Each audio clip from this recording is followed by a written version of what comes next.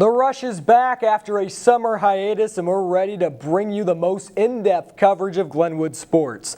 I'm Danny Frey, and on this episode of The Rush, we have highlights from the Meet the Titans football scrimmage, along with soccer coverage at Taylorville. Glenwood volleyball opened up against Normal West, and the golf team hit the greens at Piper Glen. Now, before Daniel Helm catches another touchdown, let's get the show started. Last season, the Glenwood football Titans finished the season as state quarterfinalists, following the SHG in the third round of the Class 5A playoffs. This season, Glenwood has a new quarterback and a new look defense to help break down highlights here and talk about the upcoming season. Glenwood defensive coordinator Len Onken, thanks for coming on, Coach. No problem. Coach, talk about you've had a lot of good effort in practice and after Meet the Titans. What are you expecting from this team? Well, it's pretty much similar to what Coach Rourke has said. It's the expectation goes back to the kids. It's what they want to accomplish. It's how hard they want to work. It's what kind of effort they want to put into it. We've got a lot of changes. We've completely revamped the defense. We're excited about that. We have several things that we're still working on and tinkering with, but I think we're in a good position right now. We've had a good fall and a good early season, and we're ready for a game. We're ready for a test. Well, let's take a look at the first sort of contained game here. Meet the Titans, the annual fall scrimmage. Titans ready to go play against themselves and show off that new look defense right here. Nice coverage by a cornerback there, Aaron Merrifield. He's adjusted well, also be an offensive weapon for you, Coach.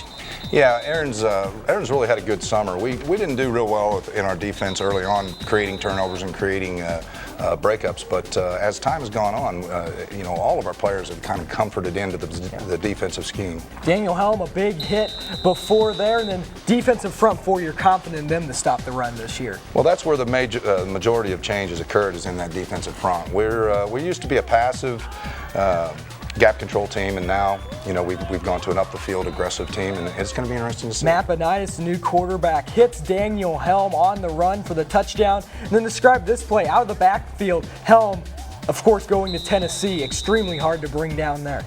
Yeah, Daniel's going to be a big play threat for us all the time, offensively and defensively. We're excited about getting Daniel the ball, and we're excited about him creating some turnovers and some excitement on the defensive side. That's right. And look at the effort here, just in the scrimmage, but he lunges forward for the touch, and that's the thing with Daniel Helm, a lot of effort all the time. Yeah, he's a big effort guy, and he's high octane. He's going to do everything he can to make the team better, and that's what we look forward from him. Talk about Aaron Merrifield on the defensive side. Now Matt Benitis dumps it off to him. He cruises into the end zone. That was one of the last plays of a very productive scrimmage for the Titans. Helm, 2 receiving touchdowns, Benitis 3 passing touchdowns. Let's see what they had to say after the game. Our defense was pretty solid. Our offense didn't do too bad. We need to work on some personnel adjustments and stuff like that, but Matt threw a couple of great balls. So I'm excited. It's been definitely helpful. I've gotten on track with Daniel, Rocky, all the receivers. I've gotten on track with my running backs, Josh, Aaron, Tyler DeRozier, who I think Tyler is going to be a big dark horse this year. It's always fun finally getting into a game scenario. You get kind of bored of practice after a while, but it'll be even more fun next Friday, so that's what I'm looking forward to. Coach, you talked about that revamped defense, and I was talking to one of the players earlier. Cody Johnson said he's a defensive back, will be a safety, and he said you're really stressing quarter, half. Can you tell the viewers what that necessarily is? Well, we've traditionally been a four-spoke team that revolves around a 3-deep alignment. When we get into a quarter, half alignment, we're reducing the field to one side where 2 players are responsible for a quarter of the field, and leaving a third player on the back side or the away side responsible for half the field. It's just a different scheme. It's a combination coverage. We use split field coverage. We may be man on one side, zone on the other. We may be man on both sides. We may be combination on one side with a zone coverage on the other. We just have a lot of different coverages that we're introducing and using right now.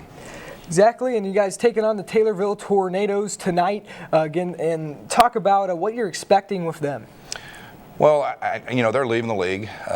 They would love nothing more than to knock Glenwood off. Heading to the Apollo Conference. Yeah, and they, hey, they're going to be up. They're going to play. It's over at their place. They're going to be excited. They have, they have a little chip on their shoulder, and we have to be ready to play. We have to go over there and tune in and make sure that we're ready to put our best effort on the field. Last thing, Coach, Tyler DeRozier. tweaked his knee, specifically the ACL. Can you give an update on that? I heard he's out 2 weeks. Yeah, well, they're talking like right now he'll be back for the Charleston game. You know, obviously we'd like to have him for tonight, and we'd like to have him for next week against Jacksonville. But you know, those are the things that you deal with in high school football. You know, you're going to have injuries, and I think he's going to be solid for us, and I think he's going to be okay. But you know, we're going to take every precaution right now and see how it progresses. DeRozier, of course, will be productive also as a running back, but also on the defensive line, moved him up there this year. Yeah, he plays the position we call the bandit, which is a kind of a hybrid between a linebacker and a defensive lineman. You know, we can do some things with him. We have some flexibility because of his athleticism. So we're excited to get him out there, but we want to get him out there healthy. So you know, we're looking at the end of the season, and you know, this might be an advantage. We'll get some guys some playing time. We'll get a look at them on tape, see what they look like. Maybe we can create some depth early. Awesome. Thanks, Coach, for coming on. The Titans open up the season on the road tonight at Taylorville. Kickoff is at 7 o'clock. The Glenwood Soccer Titans are a very balanced team this year. The Titans lose stars like Patrick Flayhive and Braden Hack, but still have critical pieces for another successful year. The Rush's Gavin Caruso caught up with some of the key players for the upcoming season. Ever since the ending of last year's successful boys soccer season, the team has been looking for even more fame. Over the summer, the Titans have been training all the way from the leading seniors to the incoming class. The off-season, I saw that the seniors did an excellent job of leading the summer workouts. A lot of guys were very active throughout the summer in the weight room and out running and just playing a lot of soccer. So it seems like the boys are excited to go. Over the entire summer, we've been training with the team and self stuff, just like running and lifting. And then we've practiced as a team out on the practice field. It's been just a great turnout. A lot of kids have been showing up. Along with excessive training, some great seniors were lost, meaning that the next class had to step up and lead the team. Most of our team's seniors, starting-wise and stuff like that. We got a couple juniors. We've got to take control of them. We did lose a lot of seniors, but we also have a lot of seniors this year. A lot of the better players that were younger have grown up and gotten better. This year, I've just been really strict on not only like our other seniors, but the freshmen and sophomores on the team and juniors, and we've really clamped down on other guys who are goofing off and stuff. Once you're a senior, whether you like it or not, you're going to be looked at as a leader.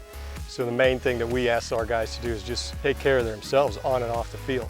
If they're giving a good example to the younger players, then the younger kids are going to work hard for them. Some guys are more vocal and some guys are just lead by example. And we've got, I think, 12 seniors this year. So, you know, as the year goes along, all those things will shape their way out. It's important that teams realize their strengths and disadvantages in a season to improve practices and to overall have a better outcome. We have a lot of chemistry. We've played together since I don't know how long. Definitely since the beginning of high school. We've been working on our formations and stuff like that, and we've been putting people in different positions and trying to see which is the best for the season. It'll be difficult having 4 away games right off the bat. We should have a good start to the season. We have about 6 guys back that started at one time or another, so we do have some inexperienced players. But then on the other hand, our guys that are returning have a lot of experience. They've played in the state tournament team as a freshman or sophomore. We'll just probably have to wait and see a few games and see which areas in particular we'll have to really work on. For The Rush, I'm Gavin Caruso, and make sure to look for the hashtag GTSoccer. We can't be stopped. Travel to Taylorville for the season opener, and let's see how the Titans began their season.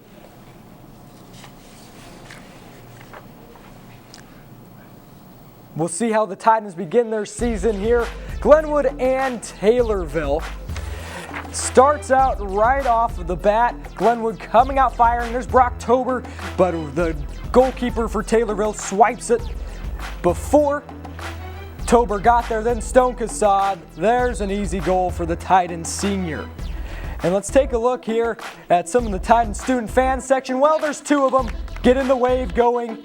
Matt Newquist and Ryan Connors, shout out to them making the trip over to Taylorville. Here's Luke Rechtenwall. Nice nifty move for the goal. Titans without a doubt, just pummeled Taylorville right from the beginning, punched him right in the mouth right from the beginning. There's Brocktober, another nice move, and Michael Giovanelli here, number 9, he's a track star. He can boot it in the goal there as well.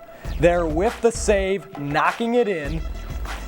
And Giovanelli, once again, here's goal number 2 for him. A nice boot into the corner of the net. Titans cruise past Taylorville 8-0. Rechtenwald 2 goals and an assist. Brocktober, same stats on him, 2 goals and 1 assist. The Titans' next soccer match is on the road Tuesday, September 3rd in Jacksonville, with varsity playing at around 6:30. Let's take our first commercial break of the season. We'll be right back with volleyball highlights and a cross-country season preview. Stay tuned.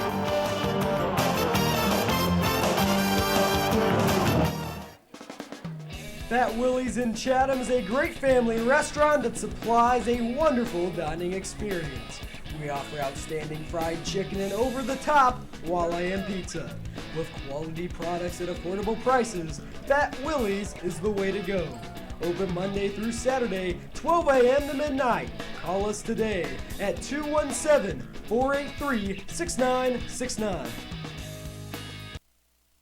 Aaron, you're all set. Great, thanks. Mike, thanks for doing that discount double check. You saved us hundreds. What was that? The discount double check? It's when we comb through your policies to make sure that you're getting all the discounts you deserve. No, I get that part, but you guys are doing my move. The discount double check move? It's my touchdown dance. So you're a dancer? No, I'm a quarterback. Oh, quarterback. More. I'm a robot. Where's your fingers? Get out of here. Get to a better state, State Farm. Call Steve Bedford in Chatham for personal service and discounts that you deserve. Last season was a rebuilding year for the Glenwood volleyball team. This season, though, the Lady Titans, they're reloaded with a roster full of seniors. Glenwood opened up the season against Normal West Tuesday night. Let's take a look at the highlights. Titans got off to a good start. The Lady Titans volleyball team looking to make sure that they had everything going. Here's Normal West, a powerhouse out of the Big 12 conference. Katie Hudson, the libero, wearing the red with a save, and over with the nice kill is Sadie Stone, a Glenwood junior. There's Brock Thornton along with the rush director CJ Carmine. Let's go K-Hud, Katie Hudson, the Titan libero. And here, ball sent around.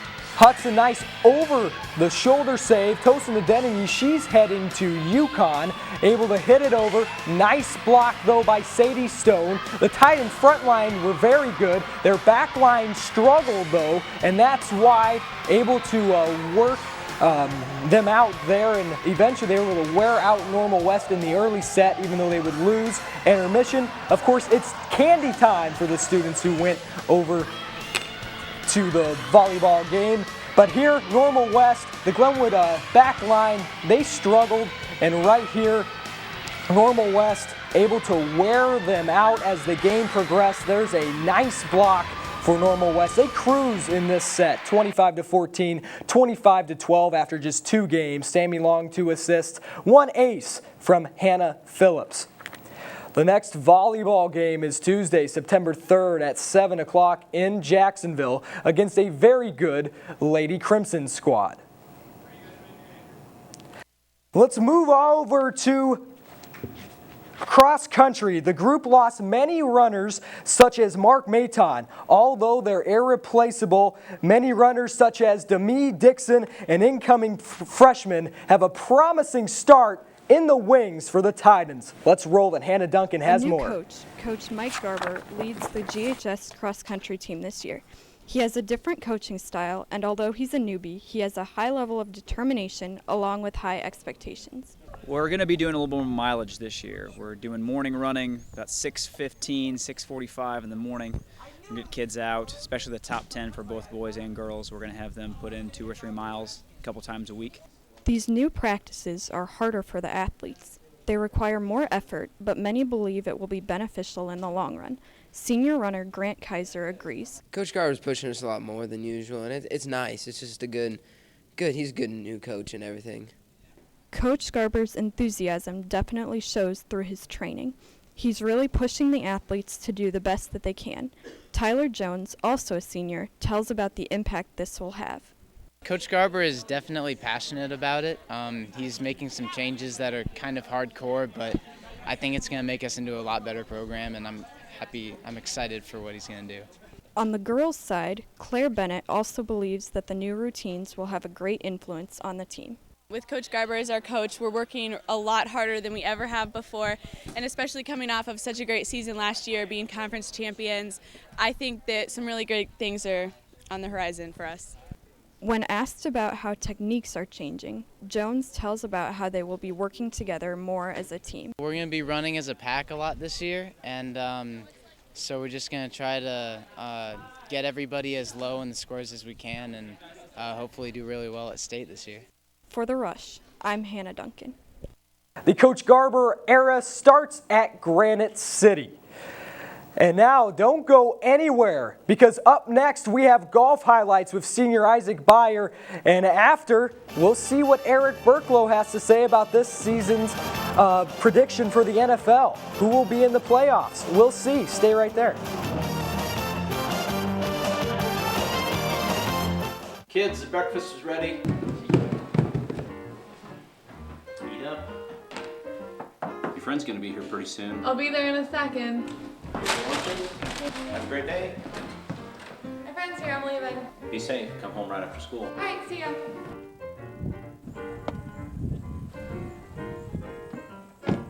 Wow, your dads are really looking out for you. That's not my dad. That's my family's financial advisor, Mr. Sullivan.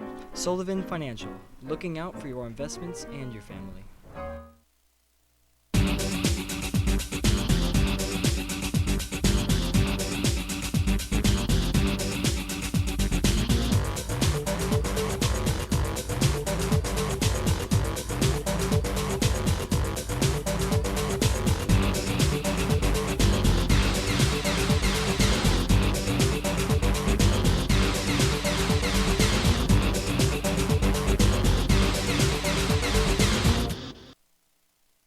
This year, the Glenwood boys golf team is a poised and balanced group, already playing in several matches. Glenwood senior golfer Aric Byer is here as a guest anchor to go over how the Titans did Tuesday at Piper Glen. Aric, thanks for coming on. No problem. Thanks for having me.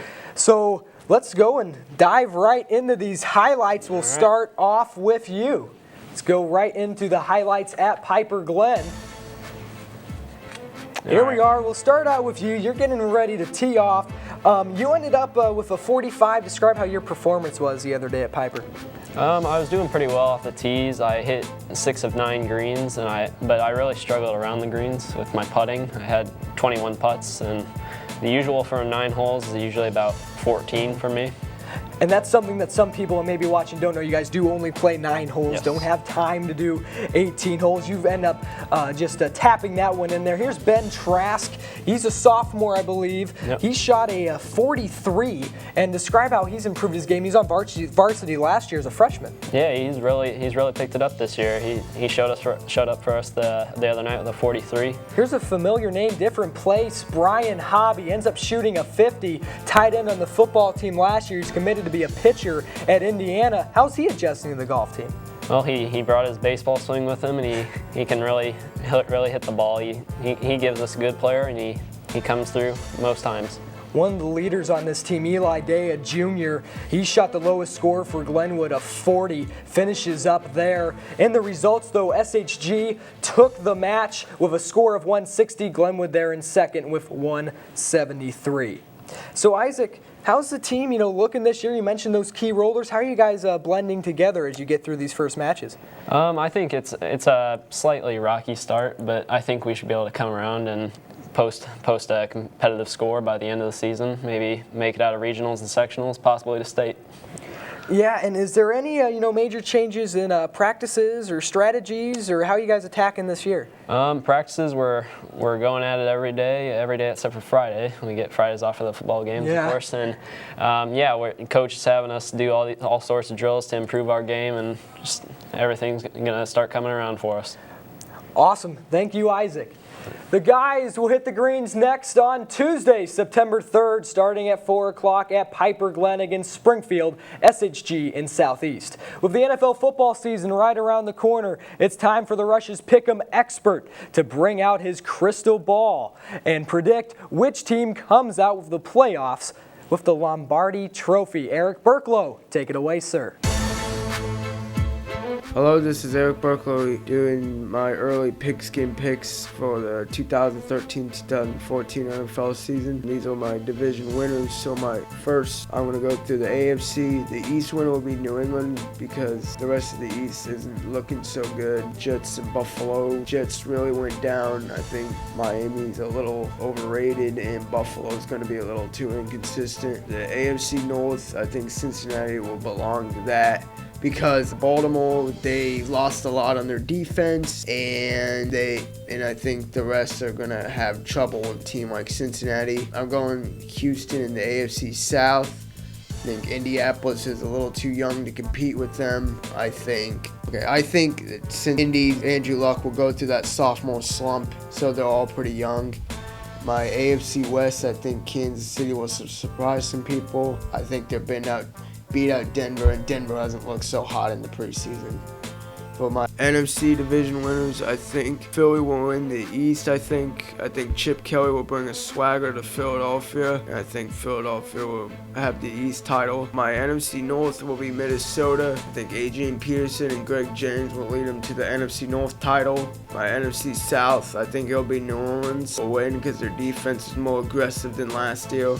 So I think it'll cause problems for guys like Matt Ryan, Josh Freeman, and Cam Newton over the season.